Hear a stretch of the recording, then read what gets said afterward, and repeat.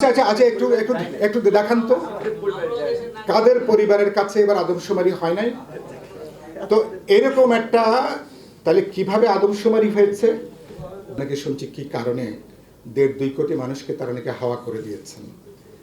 এবং আমি তো সাক্ষ্য দিচ্ছি আমার পরিবারের এই এবার আদমশুমারি করতে যে আমাদের পরিবারের কাছে কেউ আসেননি।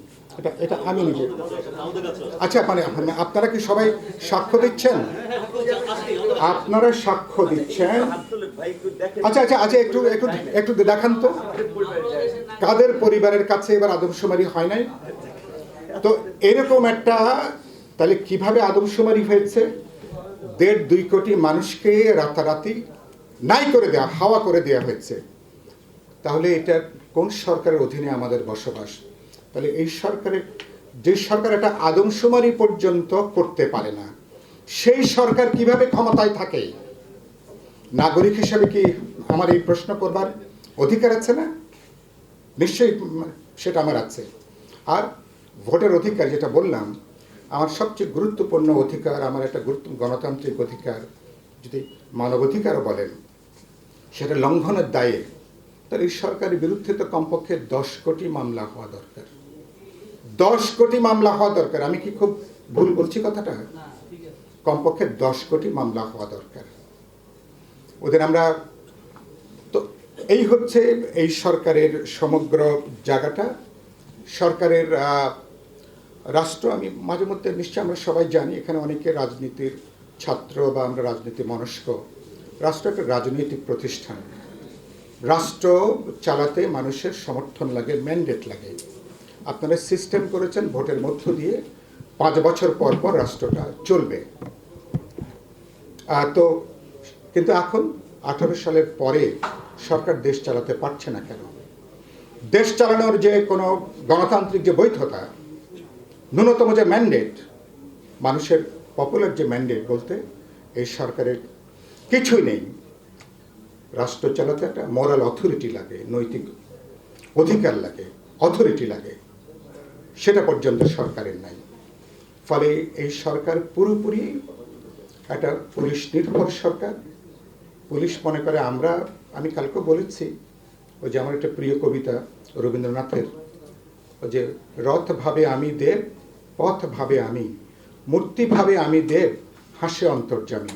পুলিশ মনে করে আমরা সরকারকে রেখেছি, আর তারপরে আমাদের র্যাব মনে করে আমরা সরকারকে ক্ষমতায় রেখেছি, গোয়েন্দারা মনে করে আমরা সরকারকে ক্ষমতায় রেখেছি, আমলারা মনে করে আমরাই তো সরকার ক্ষমতায় রেখেছি। সে কারণের জন্য এদের কোনো একটা বাড়াবাড়ির প্রশ্নে রাজনৈতিক দিক থেকে এই সরকার এদের বিরুদ্ধে কোনো একটা ব্যবস্থা নেবার কোনো রাজনৈতিক ক্ষমতা, কোনো নৈতিক ক্ষমতা, প্রশাসনিক ক্ষমতা বাস্তবে সরকার হারিয়ে ফেলেছে। ফলে এই সরকার তার রাজনৈতিক বৈধতা, নৈতিক বৈধতা, দেশ চালানোর যে বৈধতা, যে সরকার একটা আদমশুমারি করতে পারে না, সেই সরকার দেশ চালানোর তো কোনো এক মুহূর্ত পর্যন্ত তার ক্ষমতাকার নৈতিক কোনো জায়গাটা নাই। ক্ষমতাটাই আছে সরকারের শক্তির জোরে না, বিরোধী দলগুলোর যে দুর্বলতা, আন্দোলনের যে দুর্বলতা, মানুষের পুঞ্জীভূত ক্ষোভকে রাজপথে সংগঠিতভাবে ঐক্যবদ্ধভাবে নামাতে না পারার আমাদের এখনো পর্যন্ত আমাদের যে নানা ধরনের দুর্বলতা, এই দুর্বলতার ফাঁক ফোকরে সরকার এখনো পর্যন্ত তারা এখানে ক্ষমতায় এখন তারা আছে। এবং আরেকটা কথা খেয়াল করবেন যে পুরো দেশটাকে যেভাবে লুটপাটের স্বর্গরাজ্য বানিয়ে ফেলে, এটা শুরু হয়েছিল আগে থেকেই। বাংলাদেশের ইতিহাসে কখনো হয়নি।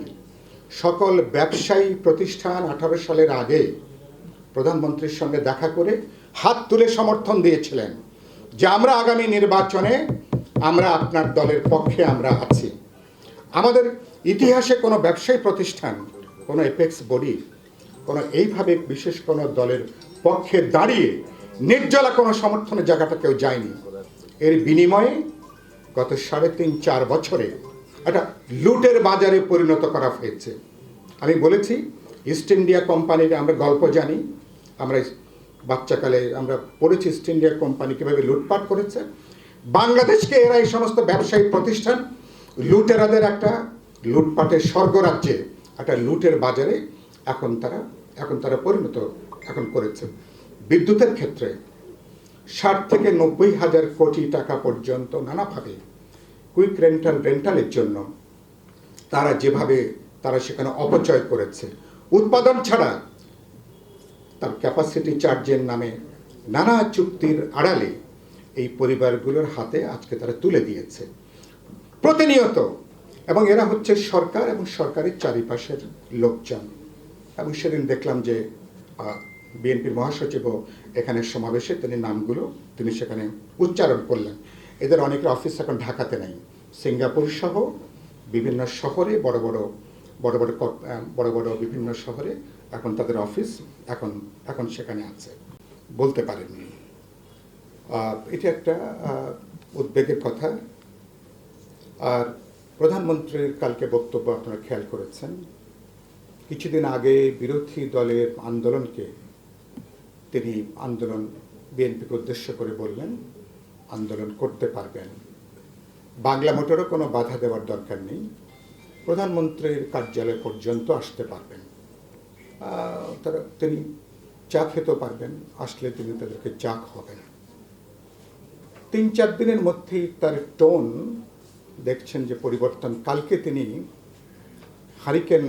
বিরোধী দলকে তিনি হারিকেন ধরিয়ে দেবার কথা কালকে তিনি বললেন কৃষক লীগের এক প্রোগ্রামে। দেশের মধ্যে হারিকেনের দাম এমনিতেই বৃদ্ধি পেয়েছে। লক্ষ লক্ষ নাগরিকরা যে লোডশেডিংকে ওনারা জাদুঘরে পাঠিয়ে দিয়েছিলেন, বলেছিলেন বিদ্যুৎ ঝুড়িতে করে বিক্রি করতে চান, কিন্তু কেনার লোক পাওয়া যাচ্ছে না। ঝুড়িতে করে বিদ্যুৎ বিক্রি করবেন, একজন পার্লামেন্ট মেম্বার বললেন কেনার লোক পাওয়া যাচ্ছে না। তো ওনারা তো বিদ্যুৎ ঘরে ঘরে পৌঁছানোর পরিবর্তে লোডশেডিংকে ওনারা এখন ঘরে ঘরে পৌঁছে দিয়েছেন। ফলে হারিকেনের দাম বৃদ্ধি পেয়েছে। আর এই মুহূর্তে যদি 70-80% মানুষ যদি বিরোধী দলের সমর্থক হয়, তো তাহলে তাদের কাছে কত কোটি হারিকেন তাকে পৌঁছাতে হবে।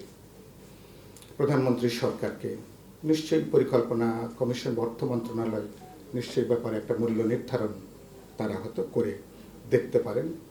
লক্ষণগুলো ভালো না। ন্যূনতম একটা শান্তিপূর্ণ সমাবেশ, বিরোধী দলের দৃশ্যত একটা নিরামিষ কর্মসূচি, প্রতিবাদ, বিক্ষোভ সাধারণ গণতান্ত্রিক অধিকার নাগরিকদের, গুলি চালিয়ে হত্যা করবেন, এই লাইসেন্স আপনাকে কে দিয়েছে আপনাকে এটা? আর গণসংহতি আজকে প্রধান যে বিষয় আলোচনা ভোটাধিকার। 14 সালের কথা যদি বাদও দিই, 18 সালে আপনারা যে মানুষের ভোটাধিকার যে হরণ করেছেন, দিনের ভোট যে রাতে সংগঠিত করেছেন, এই সরকারের প্রধান মিত্র জাতীয় পার্টির মহাসচিব মুজিবুল হক চুন্নু মহসিন হলে আমার একই ফ্লোরে একসময় থাকতেন। 2 চুন্নু ছিলেন, তখন 1 চুন্নু তিনি পরে আইন পেশা থেকে তারপরে তিনি এখানে এসছেন এবং তিনি সাক্ষ্য দিলেন তারাও রাতে ভোট সংগঠিত করেছেন। এরপরে তিনি কিভাবে সংসদ সদস্য থাকেন, তার দলের সদস্যরা কিভাবে সংসদ সদস্য থাকেন, এই সরকারের দিক থেকে কোনো ব্যাখ্যা আছে? নির্বাচন কমিশন তাকে কোনো প্রশ্ন করা, তাহলে আইনগত প্রশ্ন তো আছেই, নৈতিকভাবে আপনি কিভাবে ক্ষমতায় থাকেন?